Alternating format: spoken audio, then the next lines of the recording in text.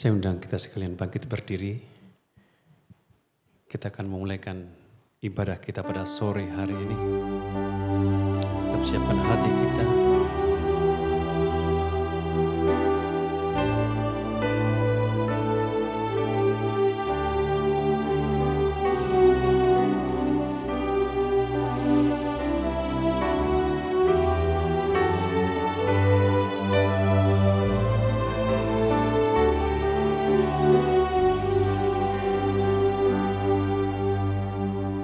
Kita awali ibadah kita pada sore hari ini dengan satu keyakinan bahwa pertolongan kita adalah di dalam nama Tuhan yang menjadikan langit dan bumi. Turunlah kiranya atas kita sekalian anugerah dan damai sejahtera dari Allah Bapa kita dan Tuhan kita Yesus Kristus. Amin. Mari kita angkat satu pujian sebagai pujian yang mengawali ibadah kita. Satu-satunya yang kuandalkan.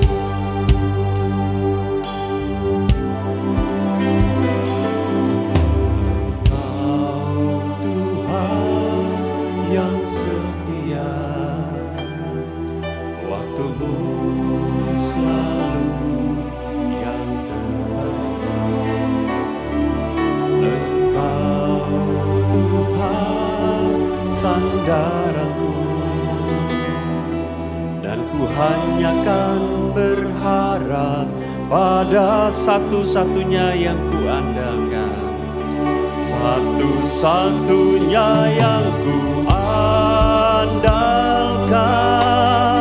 satu-satunya yang percaya. Engkau sumber kekuatan, sumber pengharapan, sumber kedamaian. Satu-satunya yang kuandalkan, satu-satunya yang kuandalkan, satu-satunya yang percaya. Engkau Tuhan memberkati, Tuhan penyembuhku, Tuhan pemulihku. Sekali lagi, Engkau Tuhan yang setia. Waktu Tuhan adalah waktu yang terbaik bagi setiap kita. Waktumu selalu yang terbaik. Engkau Tuhan sandaranku, dan ku hanya kan berharap padamu, satu-satunya yang kuandalkan, satu-satunya yang kuandalkan, satu-satunya yang kupercaya. Engkau sumber kekuatan, sumber pengharapan, sumber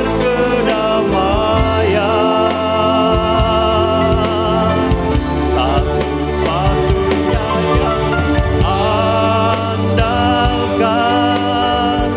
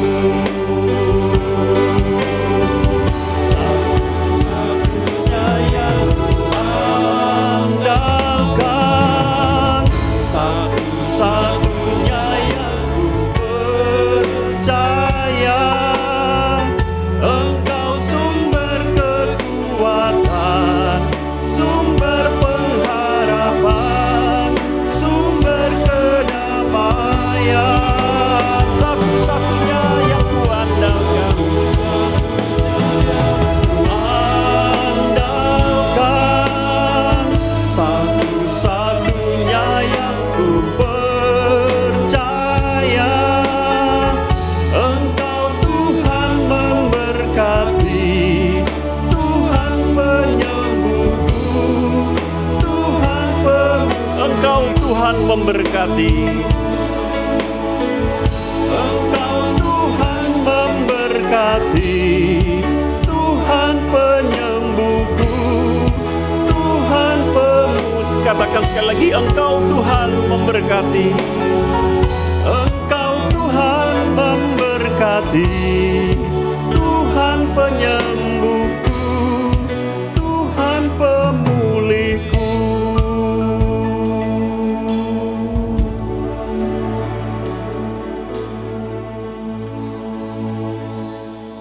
Ayat panggilan ibadah terambil dari Mazmur 100 ayat 1, 2, dan 5 demikian. Bersorak-soraklah bagi Tuhan, hai seluruh bumi. Beribadalah kepada Tuhan dengan sukacita. Datanglah ke hadapannya dengan sorak-sorai. Sebab Tuhan itu baik, kasih setianya untuk selama-lamanya, dan kesetiaannya tetap turun-temurun. Amin. Firman Tuhan berkata bahwa Tuhan itu baik, kasih setianya untuk selama-lamanya. Kasih Tuhan terus bersama dengan kita, melingkupi kita di dalam seluruh kegiatan kehidupan kita hari lepas hari. Mari kita nyanyikan pujian ini dengan penuh sukacita. Kasih Allah melingkupi saya.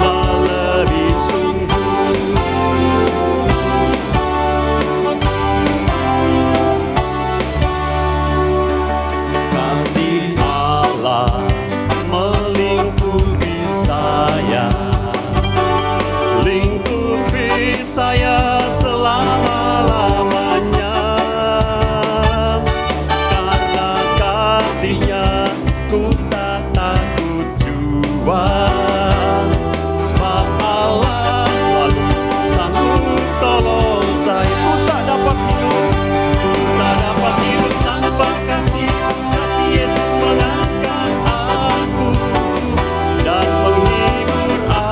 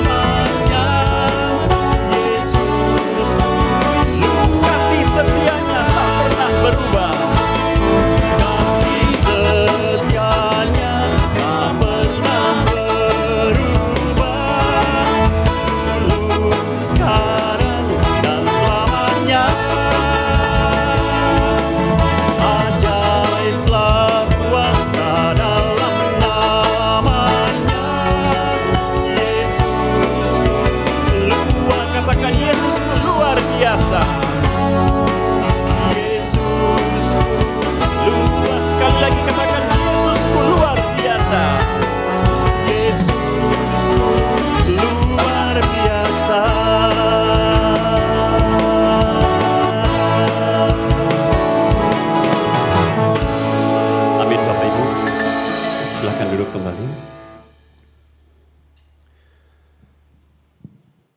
Kita akan masuk dalam pembacaan Alkitab secara bertanggapan pada minggu ini, terambil dari Kejadian pasal yang ketiga, ayat 8 sampai dengan ayat ke-24. Saya akan bacakan ayat 8, Bapak Ibu, ayat selanjutnya secara bertanggapan sampai dengan ayat yang terakhir. Kejadian 3 ayat 8. Ketika mereka mendengar bunyi langkah Tuhan Allah yang berjalan-jalan dalam taman itu pada waktu hari sejuk, bersembunyilah manusia dan istrinya itu terhadap Tuhan Allah di antara pohon-pohonan dalam taman. Tetapi Tuhan Allah memanggil manusia itu dan berfirman kepadanya, "Di manakah engkau?" Ia menjawab, "Ketika aku mendengar bahwa engkau ada dalam taman ini, aku menjadi takut karena aku telanjang, sebab itu aku bersembunyi." Firman-Nya, "Siapakah yang memberitahukan kepadamu bahwa engkau telanjang? Apakah engkau makan dari buah pohon yang kularang engkau makan itu?" Manusia itu menjawab, "Perempuan yang kau tempatkan di sisiku, dialah yang memberi dari buah pohon itu kepadaku, maka aku makan." Kemudian berfirmanlah Tuhan Allah kepada perempuan itu, "Apakah yang telah kau perbuat ini?" Jawab perempuan itu, "Ular itu yang memperdayakan aku, maka aku makan." Lalu berfirmanlah Tuhan Allah kepada ular itu, "Karena engkau berbuat demikian, terkutuklah engkau di antara segala ternak dan di antara segala binatang hutan. Dengan perutmu lah engkau akan menjalar, dan debu tanahlah akan kau makan seumur hidupmu. Aku akan mengadakan permusuhan antara engkau dan perempuan ini, antara keturunanmu dan keturunannya. Keturunannya akan meremukkan kepalamu, dan engkau akan meremukkan tumitnya." Firman-Nya kepada perempuan itu, "Susah payahmu waktu mengandung akan kubuat sangat banyak. Dengan kesakitan engkau akan melahirkan anakmu, namun engkau akan birahi kepada suamimu, dan ia akan berkuasa atasmu." Lalu firman-Nya kepada manusia itu, "Karena engkau mendengarkan perkataan istrimu dan memakan dari buah pohon yang telah kuperintahkan kepadamu, jangan makan daripadanya, maka terkutuklah tanah karena engkau. Dengan bersusah payah engkau akan mencari rezekimu dari tanah seumur hidupmu. Semak duri dan rumput duri yang akan dihasilkannya bagimu, dan tumbuh-tumbuhan di padang akan menjadi makananmu. Dengan berpeluh engkau akan mencari makananmu, sampai engkau kembali lagi menjadi tanah. Karena dari situlah engkau diambil, sebab engkau debu dan engkau akan menjadi debu." Manusia itu memberi nama Hawa kepada istrinya, sebab dialah yang menjadi ibu semua yang hidup. Dan Tuhan Allah membuat pakaian dari kulit binatang untuk manusia dan untuk istrinya itu, lalu mengenakannya kepada mereka. Berfirmanlah Tuhan Allah, "Sesungguhnya manusia itu telah menjadi seperti salah satu dari kita, tahu tentang yang baik dan yang jahat. Maka sekarang jangan sampai ia mengulurkan tangannya dan mengambil pula dari buah pohon kehidupan itu dan memakannya, sehingga ia hidup untuk selama-lamanya." Lalu Tuhan Allah mengusir dia dari Taman Eden, supaya ia mengusahakan tanah dari mana ia diambil. Ia menghalau manusia itu, dan di sebelah timur Taman Eden ditempatkannya lah beberapa kerub dengan pedang yang menyala-nyala dan menyambar-nyambar untuk menjaga jalan ke pohon kehidupan. Amin. Sedemikian jauh pembacaan Alkitab pada sore hari ini. Bapak Ibu Saudara sekalian, saatnya kita akan masuk dalam pengakuan dosa. Kita mau mengakuikan segala dosa, pelanggaran yang sudah kita perbuat sepanjang kehidupan kita, sepanjang minggu yang berjalan, sampai dengan hari ini. Secara sadar atau tidak, kita sudah menyakiti hati Tuhan, hati sesama kita.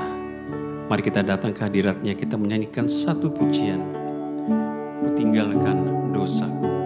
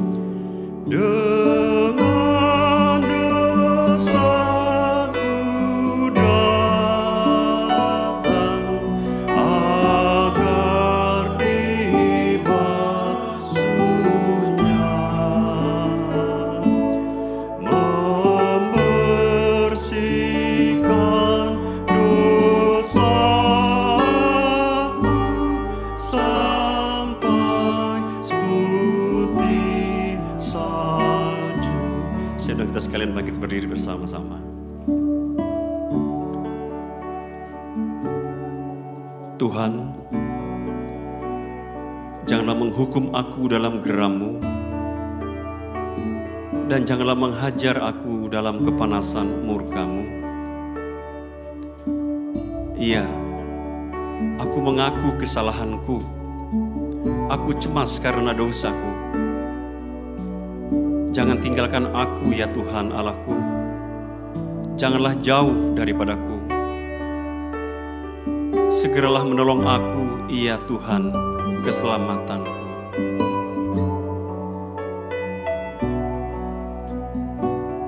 Mari Bapak Ibu kita hanya bersandar kepada Tuhan.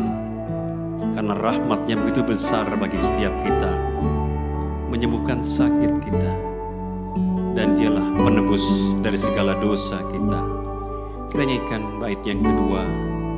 Ku bersandar padanya, rahmat-Nya besarlah. Ku bersandar padanya, rahmat-Nya besarlah.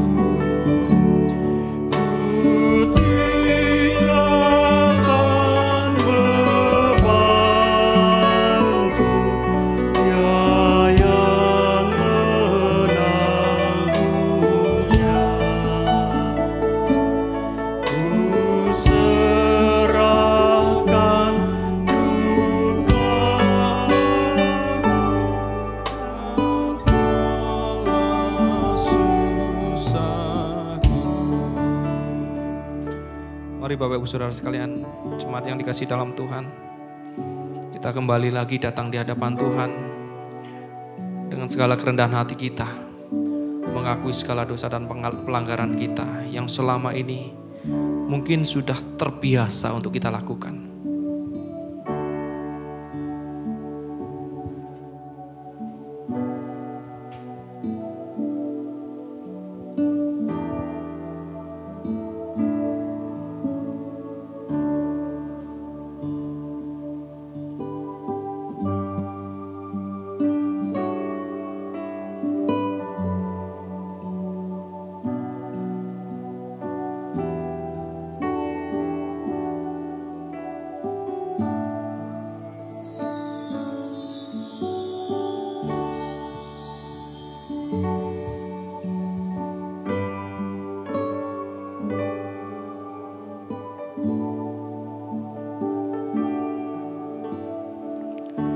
Tuhan, inilah jemaat-Mu, inilah kami yang tertunduk di hadapan-Mu. Kembali lagi merendahkan diri di hadapan-Mu. Menyadari atas keterbatasan, kelemahan, dan kegagalan dari setiap kami. Sebagai manusia ciptaan-Mu yang Engkau ciptakan serupa dan segambar dengan Engkau. Namun pada kenyataannya, kami sering gagal dan sering serupa dan segambar dengan dunia ini. Kami memohon akan belas kasihan Tuhan, menyucikan kami kembali, melayakkan kami kembali. Biarlah dengan kasih karunia yang daripada Yesus Kristus yang besar itu, boleh mengembalikan kami kepada jalur kebenaran Tuhan. Dan membuat kami bercahaya lagi, bersinar lagi, seperti gambar dan rupa-Mu. Tuhan, topang kehidupan kami dan kuatkan kami. Hanya ini menjadi seru doa kami dan permohonan kami di hadapan Tuhan. Di dalam nama Tuhan Yesus kami mengucap syukur dan berdoa. Amin. Jemaat yang dikasihi Tuhan, dengarkanlah janji pengampunan bagi setiap kita yang telah mengaku dosa-dosa kita. Dari Efesus 1 ayat 3 dan 7. Terpujilah Allah dan Bapa Tuhan kita Yesus Kristus, yang dalam Kristus telah mengaruniakan kepada kita segala berkat rohani di dalam surga. Sebab di dalam Dia dan oleh darahnya kita beroleh penebusan, yaitu pengampunan dosa menurut kekayaan kasih karunia-Nya. Kita sudah dibenarkan, kita sudah ditebus oleh Tuhan. Sungguh heran perbuatan Tuhan bagi setiap kita. Kasih-Nya teramat ajaib. Mari bersama-sama kita meresponi pengampunan daripada Tuhan. Kita memujikan satu pujian, sungguh heran.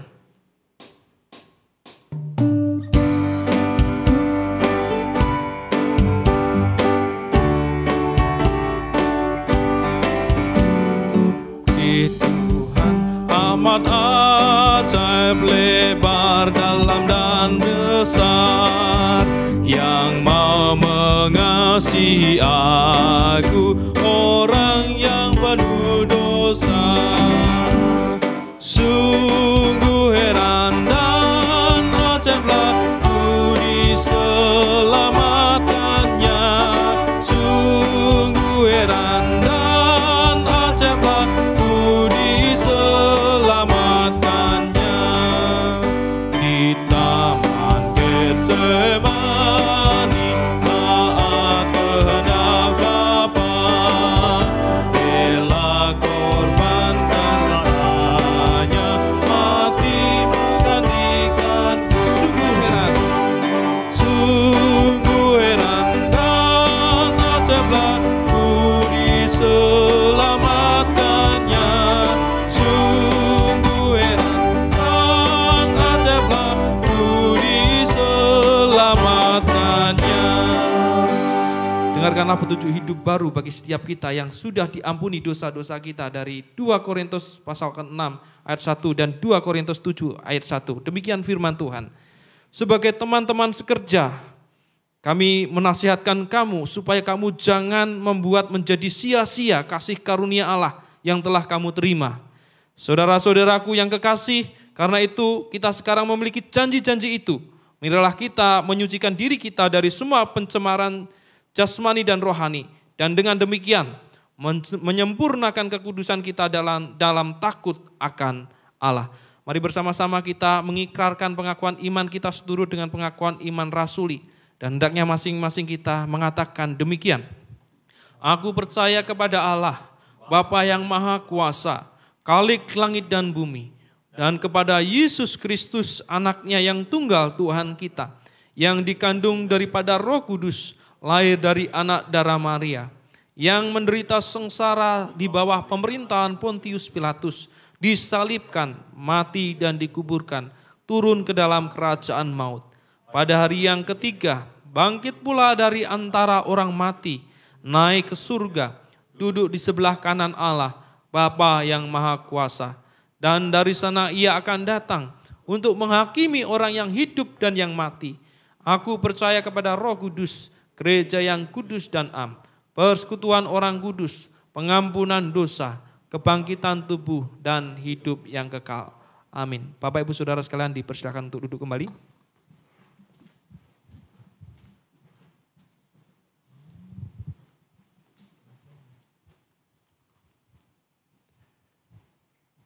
Baiklah, saatnya ini kita akan mendengarkan kebenaran firman Tuhan yang akan disampaikan oleh hambanya, Pendeta Martin. Kita menyiapkan hati kita nyanyikan dari KPPK 142, kini penuhi hatiku. Kita mohon Roh Kudus untuk memenuhi setiap kita, untuk mendengarkan akan kebenaran firman Tuhan. Roh Kudus penuhi daku.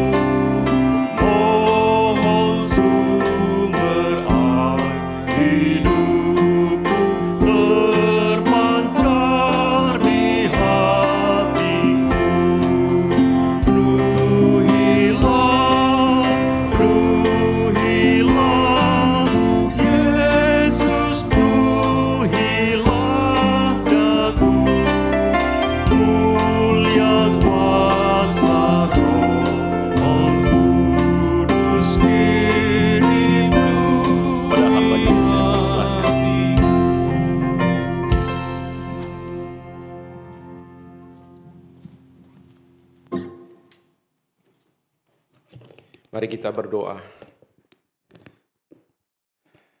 Tuhan, kami datang di hadapan-Mu pada sore ini. Kami memohon Tuhan boleh memenuhi kami dengan firman-Mu.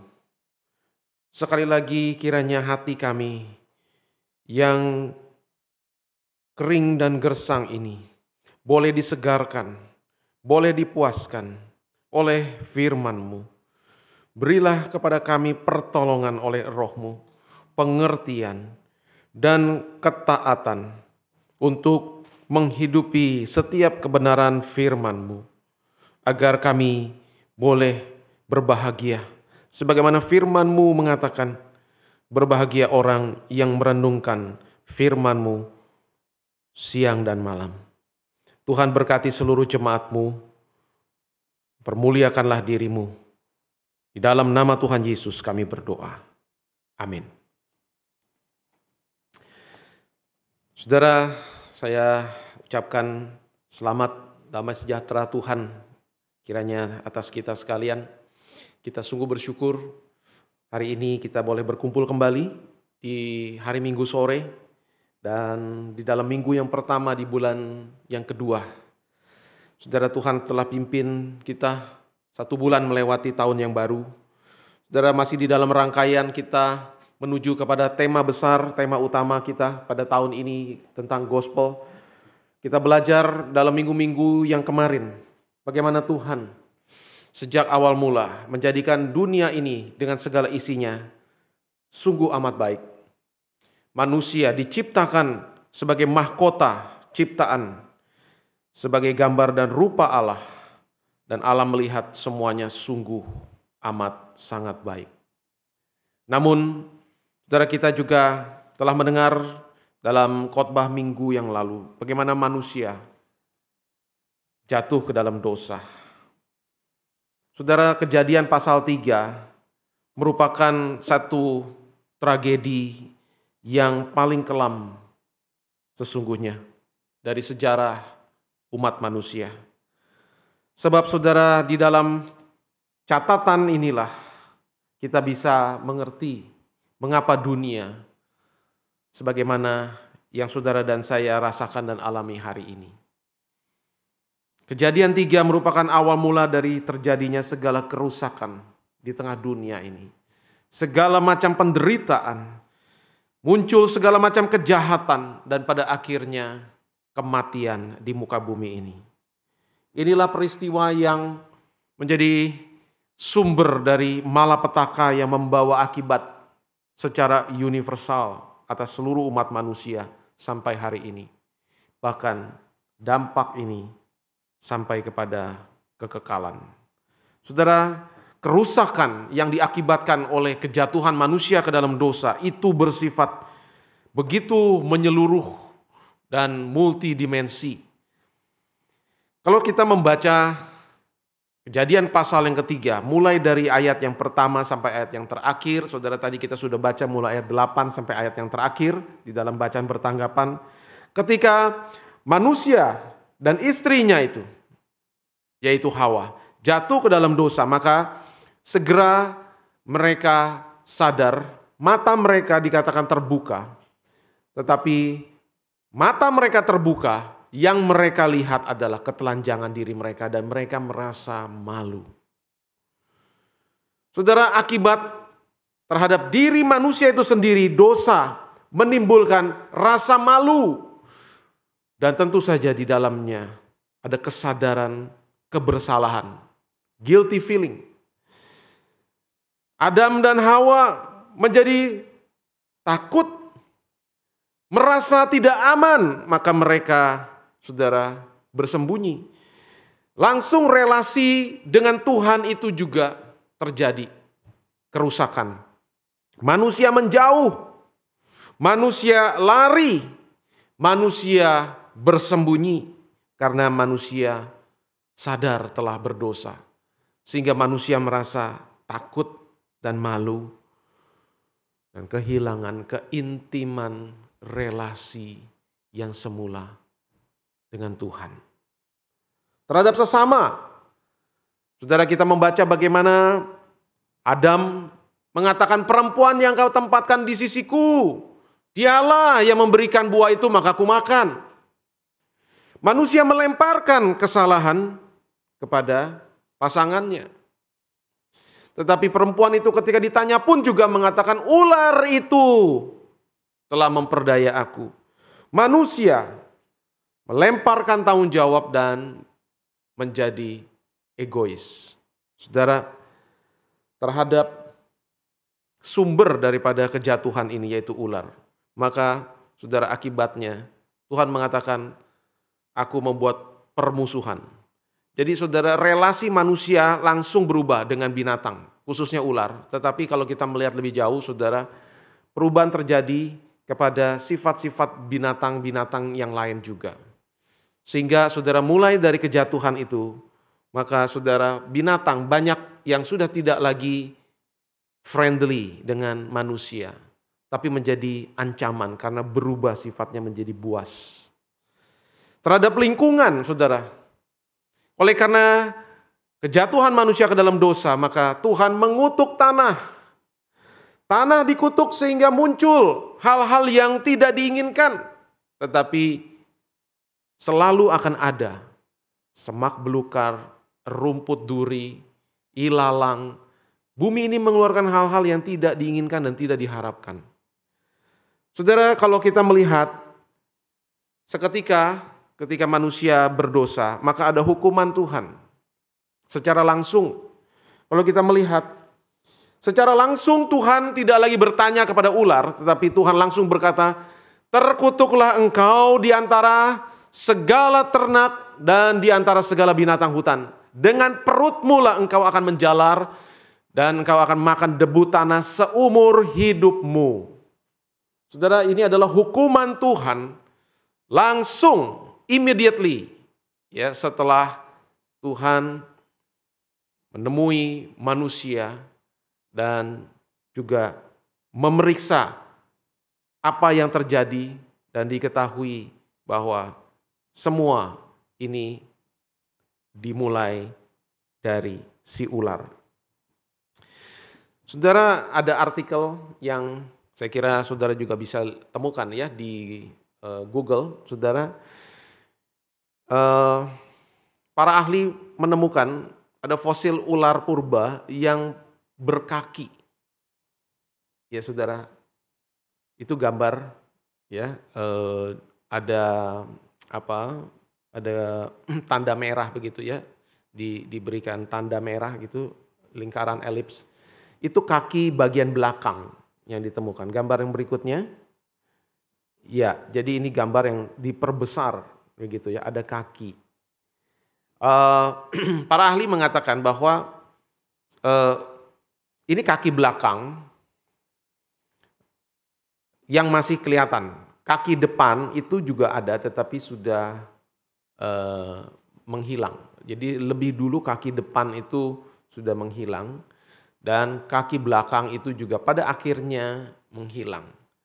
Saudara, tentu saja para ahli melihat ini murni dari sisi keilmuan, ya, dalam kerangka berpikir evolusi.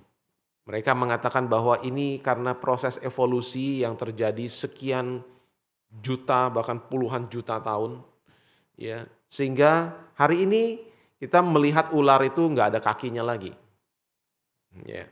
Tapi dulu dari fosil ini disimpulkan ular tuh pernah punya kaki, ya.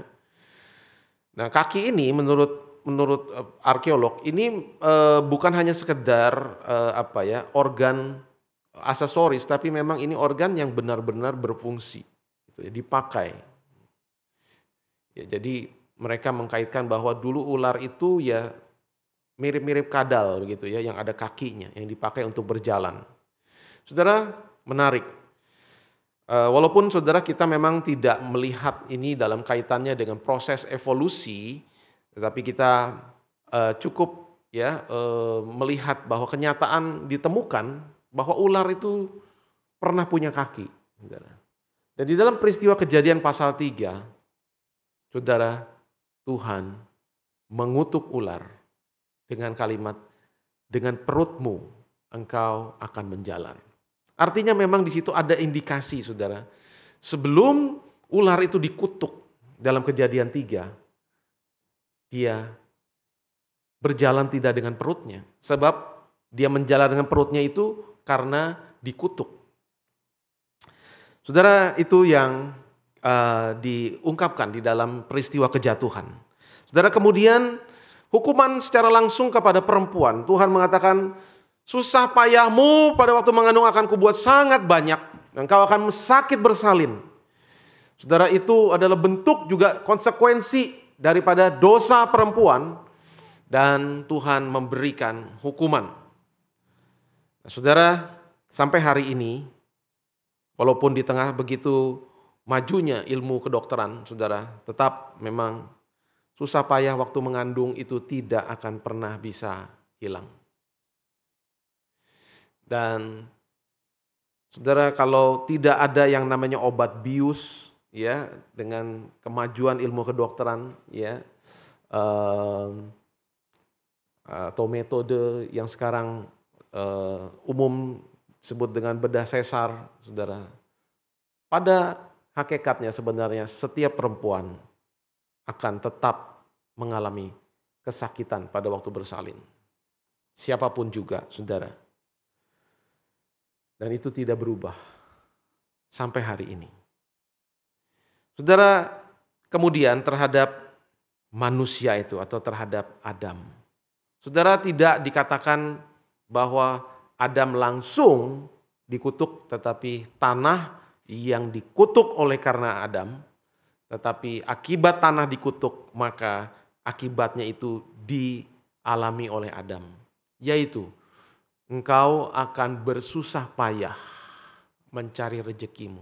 Seumur hidupmu engkau akan berpeluh untuk mendapatkan rezekimu. Seumur hidup, saudara, dan sampai hari ini setiap kita, para pria, kita harus berjuang, kita harus struggle di dalam hidup untuk bisa menghidupi hidup kita dan keluarga kita. Saudara, kemudian di akhir daripada perkataan Tuhan mengenai susah payah manusia yang harus berjerih lelah untuk bisa mendapatkan makanan dan penghidupannya, Tuhan mengatakan bahwa engkau akan kembali kepada tanah dan kepada debu di ayat 19. Karena dari situlah engkau berasal. Saudara, manusia oleh karena berdosa, maka sejak saat itu, saudara, dosa itu sudah membawa pengaruh dalam segala aspek, termasuk di dalam tubuh ini. Tubuh yang sebelumnya ya tidak dikatakan bahwa tubuh itu akan rusak. Tetapi ketika peristiwa dosa itu sudah terjadi, maka Tuhan mengatakan bahwa tubuh ini akan harus berjerih payah, akan mengalami sakit dan pada akhirnya mati. Kembali lagi kepada debu dan tanah. Artinya saudara, mulai sejak saat itu kematian itu sudah menjadi bagian yang tidak terpisahkan dari hidup manusia. Tetapi saudara, kalau kita ingat di dalam pasal 2 Kejadian ayat 17, Tuhan mengatakan, jangan kau makan buah pohon pengetahuan yang baik dan jahat. Sebab pada hari engkau memakannya, kamu akan mati. Saudara, mati di sini, mati yang bagaimana? Karena ketika manusia itu makan buah itu, mereka tidak seketika mati pada hari itu. Ya. Memang Tuhan mengatakan bahwa engkau akan kembali kepada debu dan tanah. Tapi bukan seketika, bukan hari itu. Nah, kalau begitu, apakah perkataan Tuhan ini meleset penggenapannya? Tidak, saudara. Jadi artinya kita harus memahami kematian yang dimaksud di sini, yang diakibatkan manusia itu melanggar perintah Allah, bukan hanya sekedar kematian jasmania yang akan dialami ketika manusia itu akan bertambah tua dan akhirnya mati. Tetapi seketika ketika Adam dan Hawa melanggar, maka relasi mereka dengan Tuhan menjadi rusak. itulah kematian rohani. Dan kita tahu baik kematian jasmani dan kematian rohani pada akhirnya akan membawa manusia kepada kematian kekal. Saudara, inilah kisah yang sangat kelam dan memilukan dari sejarah umat manusia. Termasuk artinya saudara dan saya hari ini sebagai umat manusia, kita mengalami apa yang terjadi di dalam Kejadian pasal 3. Karena kita adalah anak-anak dari orang tua kita, Adam dan Hawa.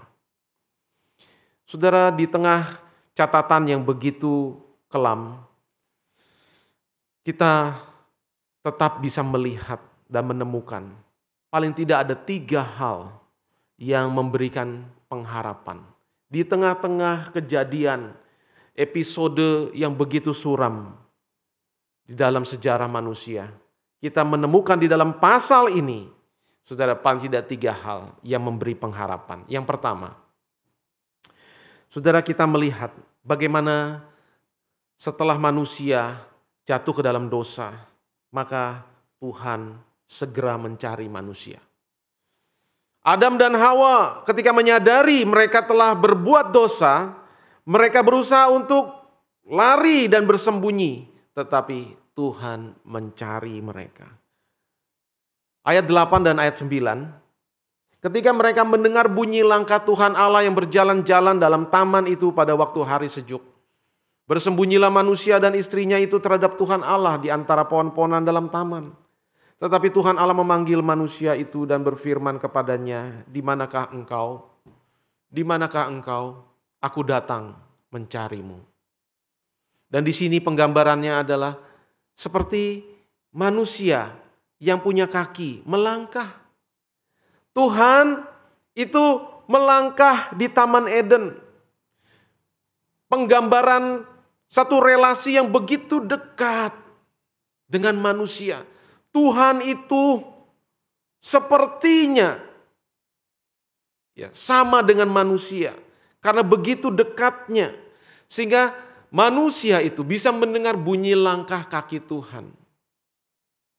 Saudara, di dalam Perjanjian Lama, saudara, ini adalah penggambaran yang disebut dengan istilah teofani. Jadi teofani itu apa? Teofani itu adalah visible appearance atau visible manifestation dari Tuhan. Ya, di dalam bentuk manusia, human form, atau dalam sesuatu yang bisa dilihat, observable. Ya, teofani itu Allah itu bisa menampakkan diri dalam rupa manusia, tetapi juga bisa dalam bentuk yang lain, misalnya api, begitu ya. Misalnya pada waktu semak belukar yang menyala yang dilihat oleh Musa, itu adalah bentuk daripada teofani. Musa melihat dan Musa segera sadar bahwa semak itu kok nggak terbakar, gitu.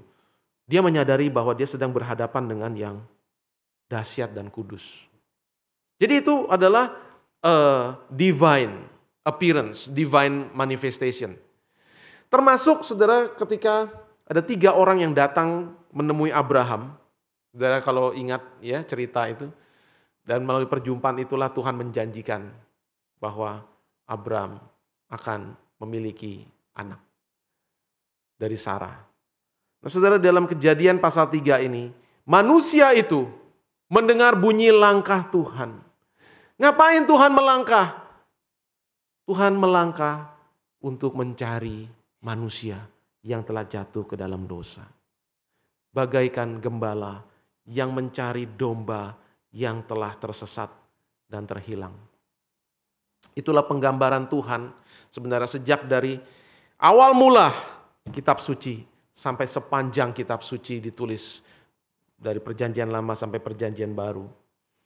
Terhadap bangsa Israel yang tersesat, Allah berfirman, misalnya di dalam Yeskiel 34, demikian.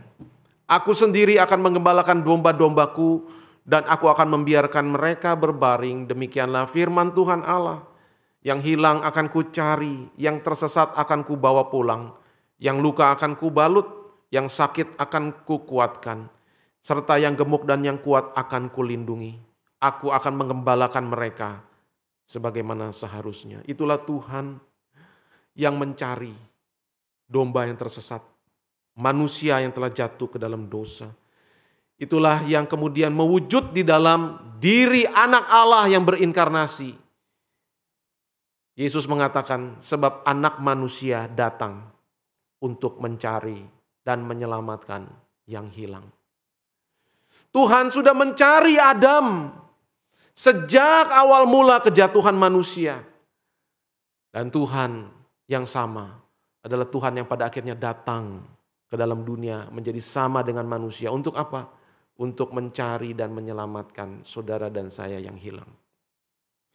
Saudara, ini adalah kabar baik yang memberi harapan bahwa di tengah-tengah kejatuhan manusia ke dalam dosa yang begitu mengenaskan, Tuhan tidak meninggalkan, Tuhan tidak membuang manusia. Kalau bicara manusia itu artinya termasuk saudara dan saya hari ini yang berdosa. Tuhan tidak membuang saudara dan saya.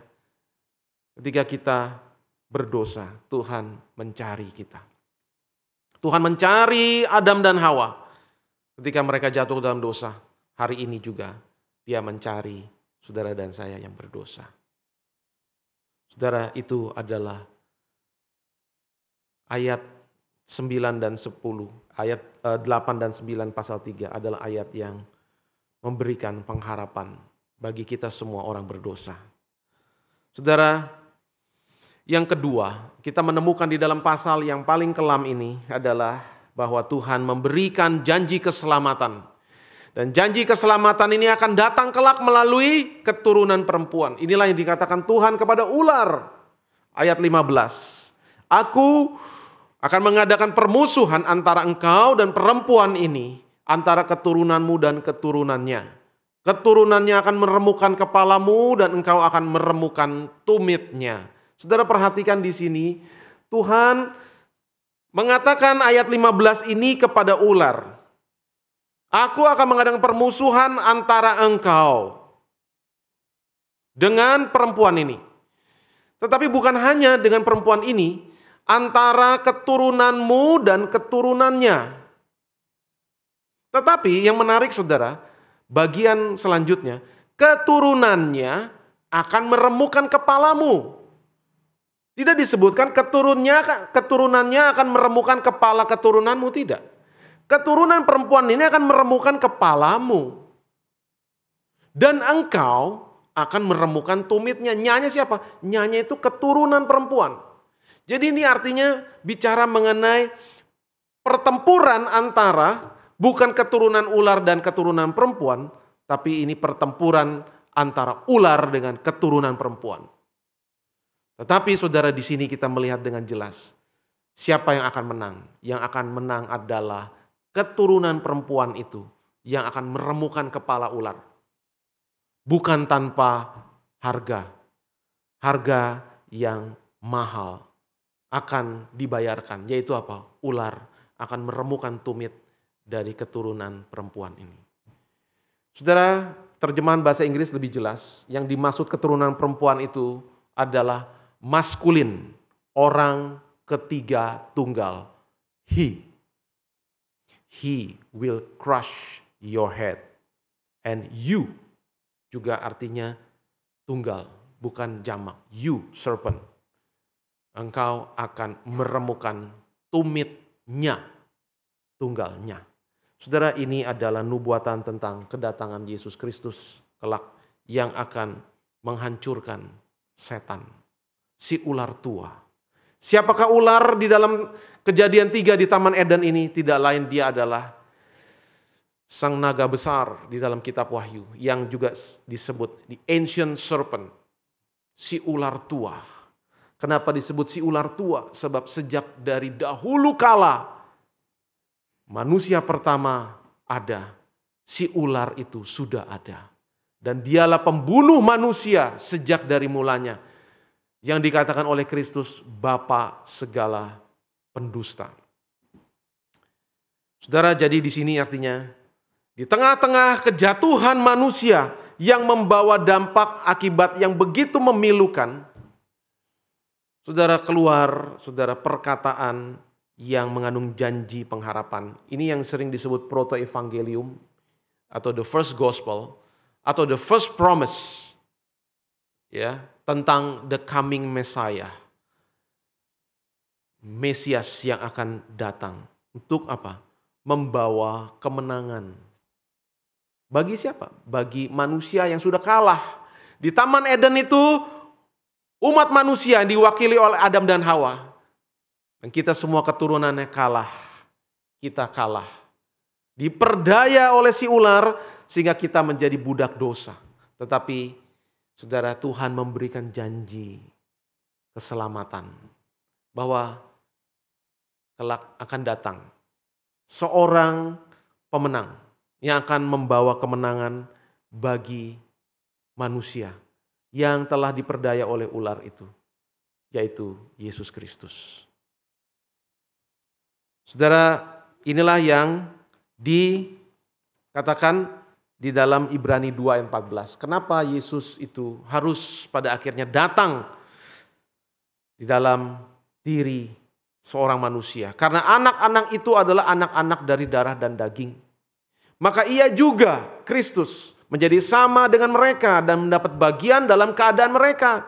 Supaya oleh kematiannya ia memusnahkan dia, yaitu iblis yang berkuasa atas maut. Saudara, dosa datang dari satu orang manusia, yaitu Adam. Dan oleh dosa itu juga maut. Roma 5 ayat 12. Dan maut itu telah menjalar kepada semua orang karena semua orang telah berbuat dosa. Tetapi saudara, ayat 15 Kejadian 3 memberikan satu janji pengharapan. Bahwa keturunan perempuan akan pada akhirnya meremukan, mengalahkan, memusnahkan si iblis, si ular tua itu. Saudara, dan di dalam meresponi apa yang dikatakan Tuhan dalam ayat 15 itu, saudara, ayat 20. Ketika Tuhan selesai mengucapkan hukuman dan konsekuensi akibat dosa yang diperbuat oleh perempuan itu dan Adam, maka ayat 20 dikatakan Adam menamai istrinya itu Hawa. Karena dialah ibu dari segala yang hidup. Ada beberapa penafsir yang setuju menafsirkan bahwa ayat 20 ini merupakan satu faith confession dari Adam. Setelah dia jatuh ke dalam dosa, dia mendengar perkataan Tuhan ini bahwa kelak akan datang dari keturunan perempuan, seorang yang akan mengalahkan si ular ini. Dan dia percaya itu, maka dia memberi nama istrinya Hawa, artinya ibu dari segala yang hidup.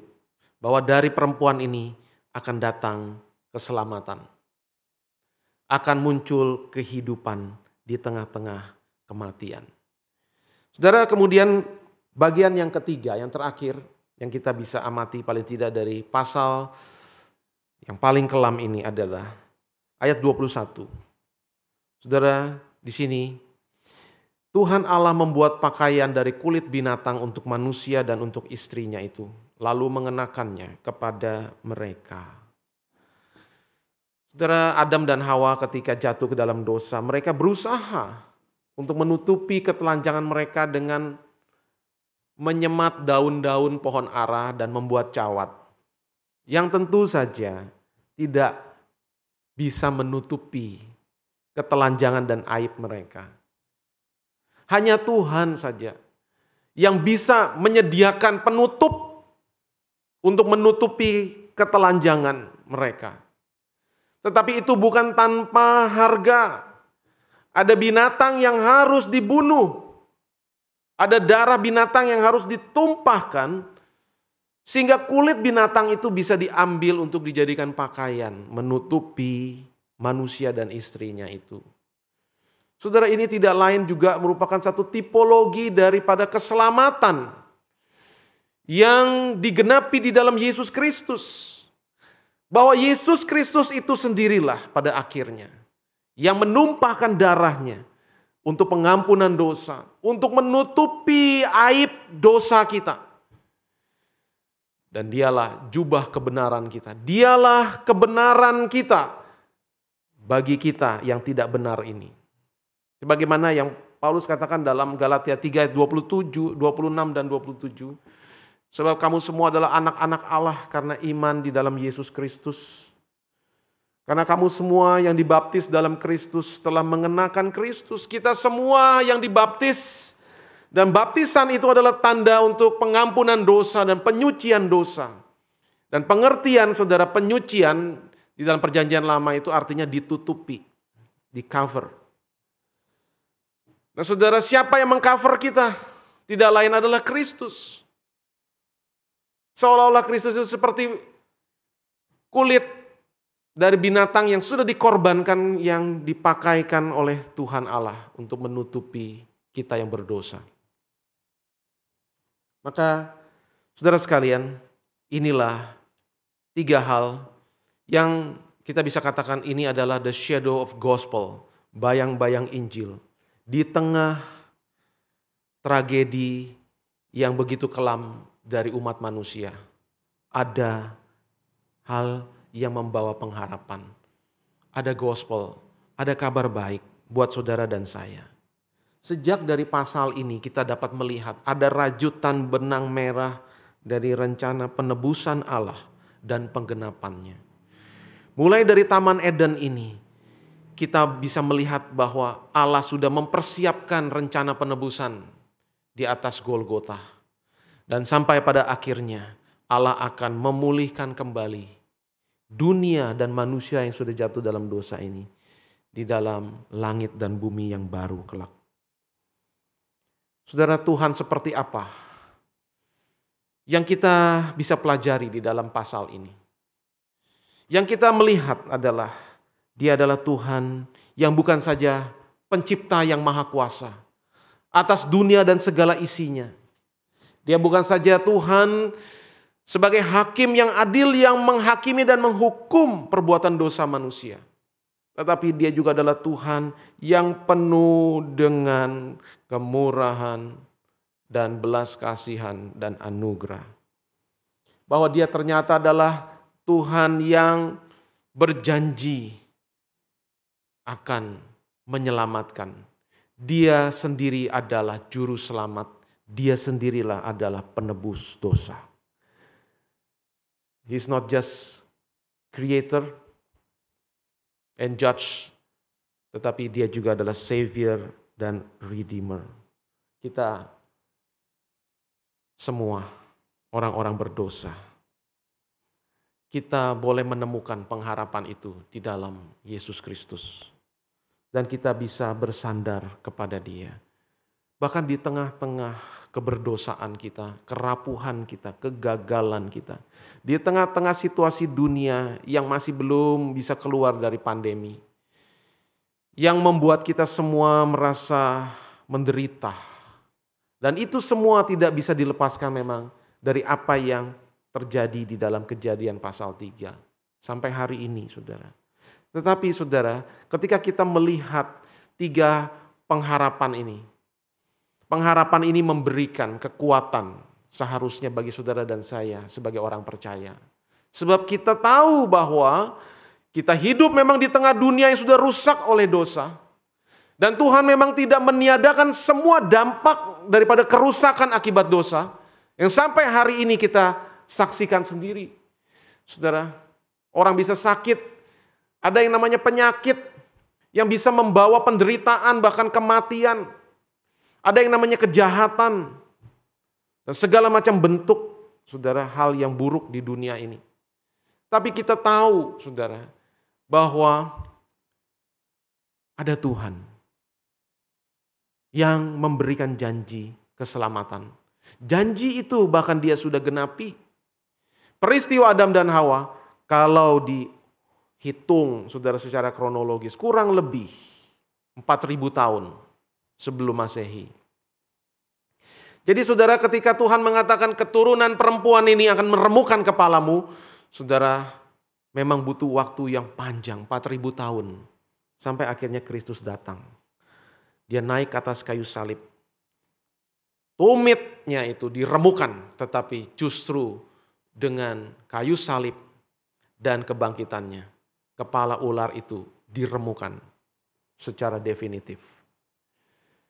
Saudara, akibat dosa, saudara dan saya masih alami dan rasakan. Tetapi kita menantikan, saudara, pemulihan. Saudara, janji kedatangan Tuhan yang kedua. Kalau yang pertama Tuhan sudah genapi, saudara, pasti yang kedua juga dia akan genapi. Dan di dalam rentang antara yang pertama dan kedua inilah saudara dan saya hari ini hidup di tengah-tengah dunia dengan segala kerusakannya. Paulus mengatakan dalam Roma 8, saudara, semua seisi dunia ini mengeluh. Seperti perempuan yang sakit bersalin. Ya. Tetapi saudara, kita tidak sendiri. Tuhan memberikan pendampingan bagi kita di dalam dan melalui Roh-Nya. Sehingga saudara dan saya ada penolong di dalam menghadapi penderitaan, kesulitan di tengah kehidupan saat ini. Dan ada janji pengharapan yang menguatkan kita untuk terus melangkah, memandang ke depan. Sebab kita tahu saudara, ya, kita tidak akan menjadi bagian dari dunia yang lama yang pada akhirnya akan binasa dalam dosa. Kita menjadi orang-orang yang mewarisi janji akan dunia yang akan datang, langit dan bumi yang baru. Saudara, mari kita sebagai orang percaya hari ini menyadari kejatuhan manusia dan segala kerusakan dan dampak yang terjadi. Kita bukan menjadi orang yang pesimis dan putus asa. Kenapa? Karena kita punya Tuhan dan kita punya firman Tuhan yang mengandung janji dan memberikan pengharapan. Kiranya Tuhan memberkati. Amin. Mari kita berdoa. Bapa di surga, berkatilah kami dengan firman-Mu untuk mengingatkan, menyadarkan kami betapa kami orang-orang berdosa yang seharusnya tidak ada lagi harapan di tengah dunia yang telah rusak ini. Tetapi kami bersyukur karena Tuhan tidak membuang kami. Tuhan mencari kami dan Tuhan menyelamatkan kami. Bahkan kami boleh memiliki janji yang demikian besar di dalam Yesus Kristus. Di tengah-tengah kondisi dunia hari ini, dengan segala penderitaan yang ada di dalamnya, maka kami berdoa, Tuhan, biarlah firman-Mu ini memberikan kepada kami kekuatan yang baru untuk terus boleh berpengharapan di dalam Engkau. Berkati seluruh jemaat-Mu. Demi nama Tuhan Yesus kami berdoa. Amin. Bapak Ibu Saudara sekalian, saatnya kita akan meresponi firman yang sudah kita dengar bersama pada sore hari malam ini. Kita akan berikan persembahan kita pada saat ini. Di depan layar Bapak Ibu ada QR Code dan ada juga nomor rekening gereja yang bisa Bapak Ibu pergunakan. Sambil nanti persembahan dijalankan, kita akan menyanyikan pujian, segala pujian dan syukur.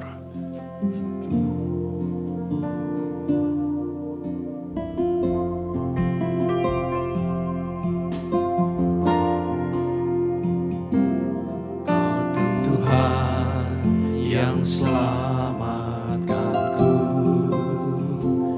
terima kasih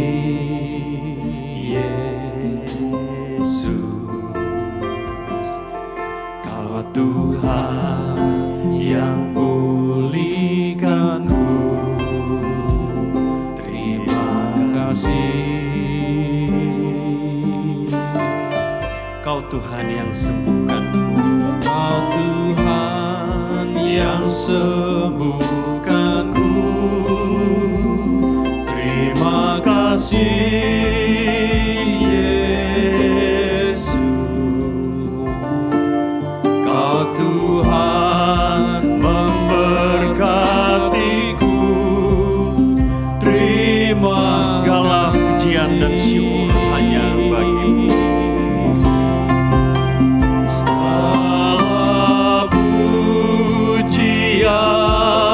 dan syukur hanya bagi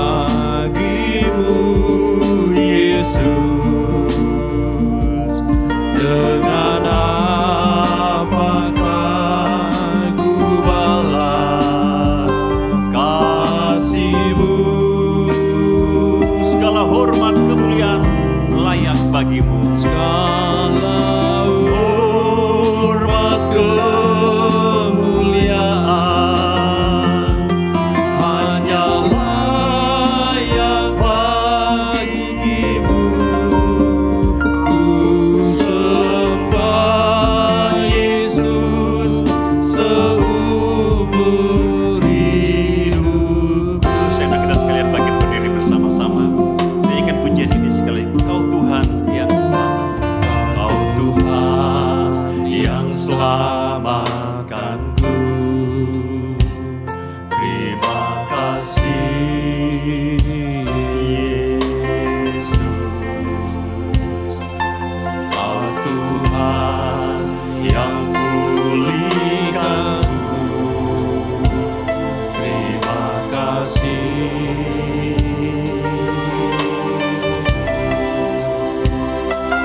Kau Tuhan yang sembuhkanku. Terima kasih Yesus, Kau Tuhan memberkatiku. Terima kasih. Segala pujian dan syukur hanya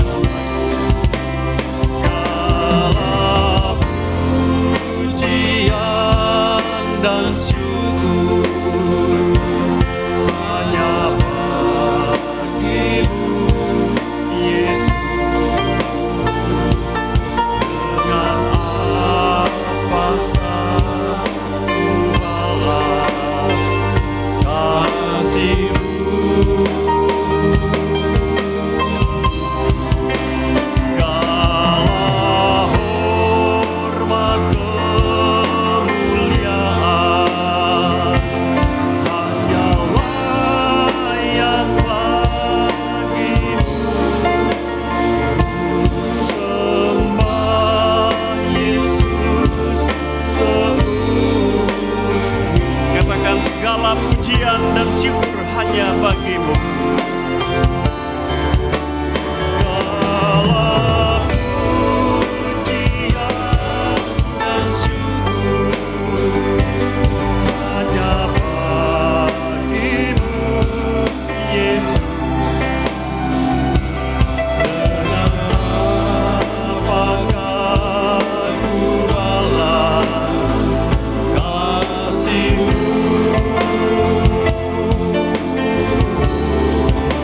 Segala hormat kemuliaan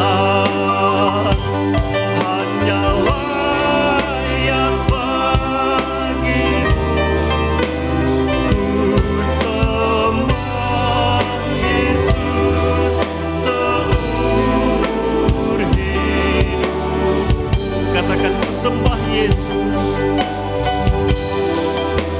Ku sembah Yesus seumur hidup. Katakan sekali lagi, ku sembah Yesus. Ku sembah Yesus seumur hidupku. Mari kita satu dalam doa, kita berdoa. Benar Tuhan, hanya Engkau-lah yang layak kami puji dan kami sembah seumur hidup kami. Kami mengucap syukur Tuhan buat firman-Mu yang sudah kami dengar bersama pada sore malam hari ini. Kami mengucap syukur Tuhan buat kasih dan pengampunan yang sudah Tuhan berikan kepada setiap kami. Bapa dalam surga, kami juga mengucap syukur Tuhan buat perjamuan kudus yang boleh Tuhan izinkan kami boleh nikmati bersama pada sore hari ini. Kami yakin dan percaya Tuhan, Engkau sudah datang, Engkau sudah mati, Engkau sudah menghapus akan segala dosa dan pelanggaran kami. Bapa dalam surga, kami sudah memberikan persembahan kami. Kami yakin dan percaya Tuhan, semua berkat yang sudah kami berikan ini adalah berasal daripada Engkau. Ajarlah kami Tuhan, tidak hanya uang-uang ini saja yang akan kami berikan, tapi ajarlah kami untuk memberikan waktu, tenaga, pikiran kami untuk melayani Engkau dimanapun Tuhan tempatkan kami. Berikan hikmat dan bijaksana bagi pengurus pengelola keuangan di tempat ini. Terima kasih Bapa, terima kasih Tuhan. Hanya dalam nama anak-Mu Tuhan kami, Yesus Kristus, kami sudah berdoa dan mengucap syukur. Amin. Silakan duduk, kita akan mendengarkan berita penggembalaan.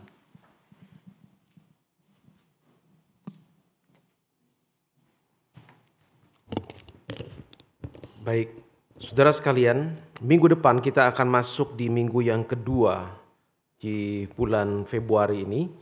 Saudara, kita akan melanjutkan topik pembahasan kita memasuki chapter berikutnya setelah Kejadian 3. Nah, apa yang terjadi saudara? Maka ini menjadi satu hal yang sangat penting untuk juga kita perhatikan dan menjadi pelajaran rohani bagi kita. Jangan lewatkan minggu depan kita akan membahas tentang bagaimana dosa itu kemudian mengalami perluasan dan mengalami peningkatan saudara. Ya, setelah peristiwa kejatuhan di dalam Kejadian 3. Nah, saudara, kemudian di dalam hari Rabu, saudara, kita diajak kembali untuk bersama-sama berdoa di dalam live streaming persekutuan doa atau kebaktian doa Rabu malam jam 7. Dan karena saudara memang dalam minggu Imlek, saudara ya, maka topik yang nanti akan dibahas di dalam kebaktian doa Rabu ini adalah mengenai Imlek, ya, dilihat dari perspektif iman Kristen. Saudara dimanapun berada pada hari Rabu, mari bergabung melalui channel YouTube GKY Gading Serpong untuk bersama-sama kita berdoa. Ya. Kemudian saudara, hari Jumat itu bertepatan dengan hari Imlek. Saudara yang tidak kemana-mana, ya, dan memang kita juga dihimbau ya untuk juga tidak berkumpul ya ramai-ramai. Nah, saudara, kita bisa juga menikmati persekutuan wanita ya, ini untuk para wanita dan ibu-ibu dalam persekutuan Komisi Wanita Ibadah Imlek jam 10 pagi hari Jumat. Ya, demikian. Nah, kemudian saudara, untuk persekutuan kelompok kecil pada bulan Februari ini akan diadakan pada minggu ke depan ini. Ya, ada yang hari Sabtu dan ada yang hari Jumat. Kita melakukannya melalui Zoom. Maka saudara yang selama ini juga sudah setia, mari terus saudara kita pererat saudara ya persekutuan kelompok kecil kita. Dan saudara yang belum berkesempatan selama ini, saudara di dalam masa-masa pandemi ini, bukankah ini satu kesempatan yang sangat baik Tuhan berikan untuk kita bisa bersekutu, saudara ya. Dan ada wadah atau media dengan kemajuan teknologi kita bisa pakai saudara untuk tetap bersekutu satu sama lain. Saudara, pandemi ini seharusnya menyadarkan kita sebagai orang percaya bahwa kita tidak mungkin bisa menghadapi tantangan dan kesulitan sendiri. Tetapi kita akan lebih kuat kalau kita bersama-sama bisa menguatkan satu dengan yang lain. Saudara, ini yang bisa saya terus dorong supaya jemaat ya bisa bersama-sama bergabung di dalam persekutuan kelompok kecil. Kemudian saudara, diingatkan kembali bahwa kita akan mengadakan pemilihan penatua majelis pada tahun ini secara serempak di seluruh GKY pada bulan April nanti.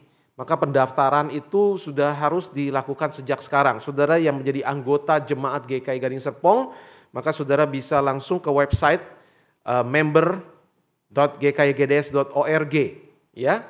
Saudara, minggu depan nanti akan ditayangkan untuk ininya ya, petunjuk tutorialnya ya. Atau saudara bisa kalau melalui handphone, saudara juga sebenarnya bisa langsung browsing ke website kita. Ataupun kalau saudara mau melalui download apps seperti yang sudah saya sampaikan, saudara ke Play Store, saudara akan lihat di situ ada GKY, saudara pilih yang ada Eduka 8 ya, saudara install dan saudara tinggal ikuti nanti langkah-langkah atau petunjuk di situ. Kemudian saudara, ada satu berita duka, almarhum Bapak Robi adalah koko dari saudara Jamie.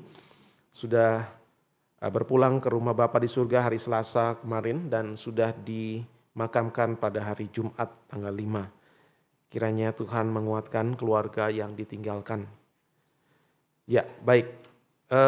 Saudara, dari panitia Jumat Agung dan Paskah ada sesuatu yang ingin disampaikan.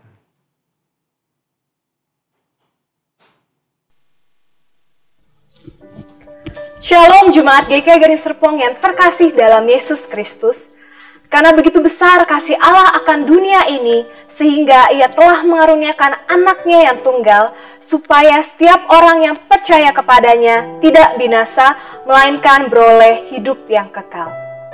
Puji syukur kepada Allah, sebentar lagi kita akan memasuki masa Prapaskah yang akan mempersiapkan dan menghantar kita pada perayaan Jumat Agung dan Paskah. Masa Prapaskah pada tahun 2021 ini akan dimulai pada tanggal 17 Februari.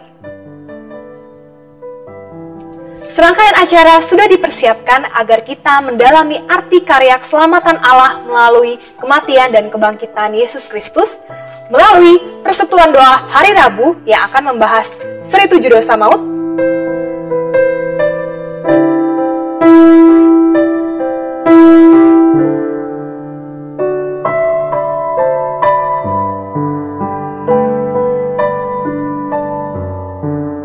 dan ibadah minggu.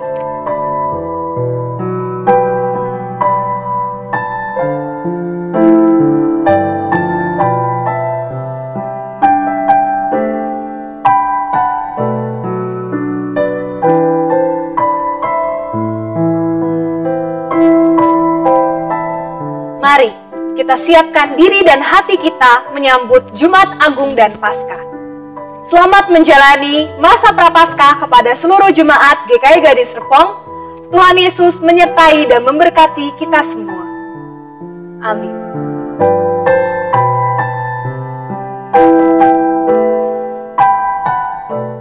Baik, saudara, jemaat diundang pakai berdiri, kita akan masuk di dalam doa syafaat. Mari kita satukan hati dalam doa. Tuhan, di akhir ibadah ini Tuhan kami datang. Kami datang kepada Engkau Tuhan yang mengerti dan mengetahui setiap keadaan dan kondisi kami. Hamba berdoa untuk seluruh jemaat yang tengah menghadapi situasi yang sulit dalam masa-masa ini. Dalam kondisi perekonomian yang mengalami kelesuan, mungkin pekerjaan dan usaha yang menurun.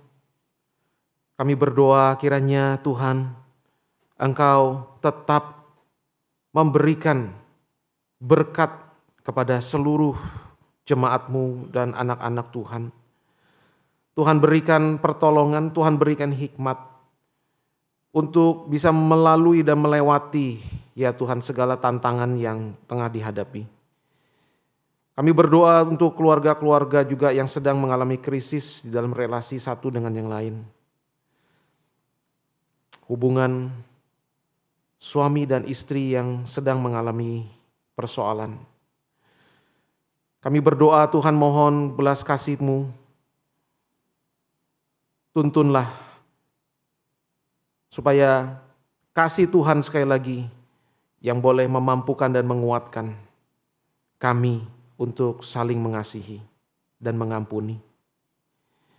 Jamah hati yang mungkin telah dipenuhi dengan segala kekecewaan, rasa sakit dan kemarahan satu dengan yang lain. Kami berdoa Tuhan juga menyerahkan untuk gereja-Mu di dalam menjalani tahun ini. Tuhan terus sertai dan pimpin.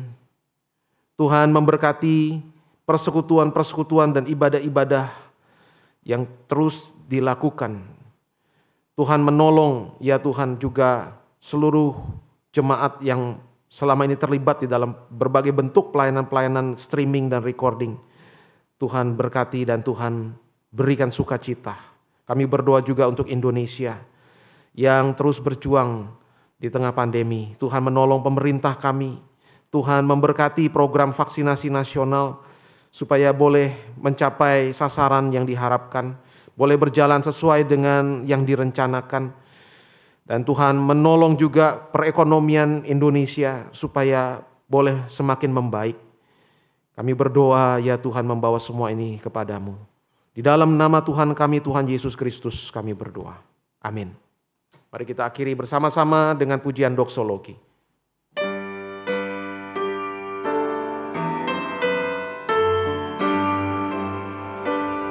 Puji Allah Bapa Putra, puji Allah Roh Kudus, ketiganya yang esa, pohon selamat sumber berkat.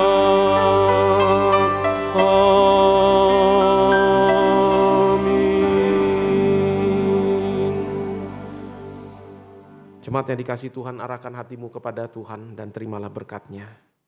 Kiranya kasih Allah, damai sejahtera dan keselamatan dari Tuhan Yesus Kristus, penghiburan, penyertaan, dan kekuatan Allah Roh Kudus dicurahkan bagi saudara sekalian sore malam hari ini, sampai Tuhan datang dan sampai selama-lamanya. Amin.